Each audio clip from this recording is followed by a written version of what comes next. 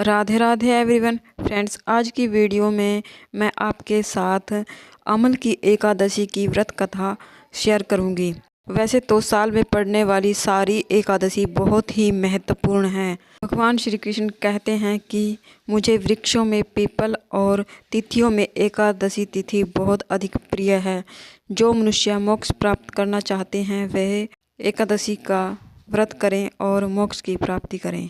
तो चलिए अभी जान लेते हैं अमल की एकादशी की व्रत कथा। अमल की एकादशी की व्रत कथा।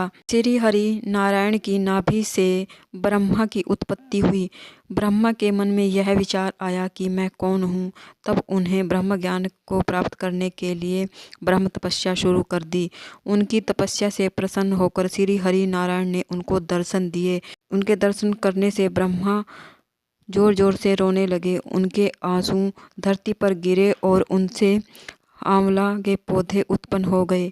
तब श्री हरि नारायण ने कहा कि ये आंवला के पौधे वृक्ष मुझे अति प्रिय होंगे और जो मनुष्य एकादशी के दिन आंवला के पौधे की पूजा करेगा तो उसको मोक्ष की प्राप्ति होगी। इस तरह से अमल की एकादशी की इस प्रकार से यह है आंवला एकादशी की व्रत कथा शुरू होती है।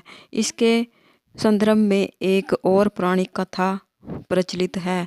एक बार एक चोर मंदिर की चोरी करने के लिए मंदिर में छुपकर जा बैठा।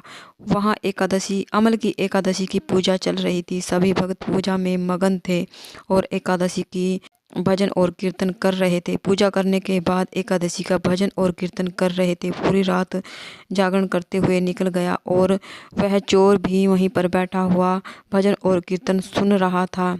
तो इस प्रकार से उसे एकादशी का पुण्य प्राप्त हुआ, क्योंकि उसके मरने उपरांत उसे दूसरे जन्म में कुछ समय बाद उस चोर की मृत्यु हो गई और मरने के उपरांत उसका एक अच्छे कुल में जन्म हुआ।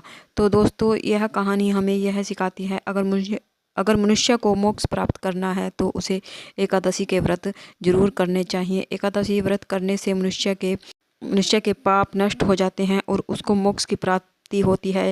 वैकुंठ धाम में उसका निवास होता है। श्री हरि के चरणों में उसे वैकुंठ धाम की प्राप्ति होती है। तो एकादशी का व्रत जरूर करें। तो फ्रेंड्स, ये थी अमल की एकादशी, रंग भरी एकादशी की व्रत कथा। अमल की एकादशी को रंग भरी एकादशी भी कहते हैं, क्योंकि यह एकादशी फागुन मास के शुक्ल पक्ष में मनाई जाती है और इस दिन श्री हरि विष्णु को गुलाल भी लगाया जाता है। अगर आप आंवले के पौधे की पूजा कर रहे हैं तो आंवला के पौधे को भी गुलाल लगाया जाता है।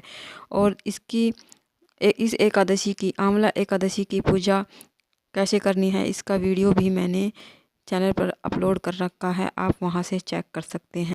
फ्रेंड्स, आंवला एकादशी के दिन आंवले का सेवन करना होता है। छोटे छोटे टुकड़े आंवले के आप अपने नहाने वाली पानी में भी डाल सकते हैं और श्री हरि विष्णु को और लड्डू गोपाल को भी आज के दिन हमें आंवले का भोग लगाना होता है। तो ये थी फ्रेंड्स, इस वीडियो में मैंने आपको सारी जानकारी दे दी है। अगर आपको वीडियो अच्छा लगा है, आपको पसंद आया, तो प्लीज़ वीडियो को लाइक कीजिए और मेरे चैनल को सब्सक्राइब कीजिए। तो फिर मिलते हैं एक और नई व्रत कथा में, एक और नई वीडियो के साथ। तब तक के लिए धन्यवाद। राधे राधे।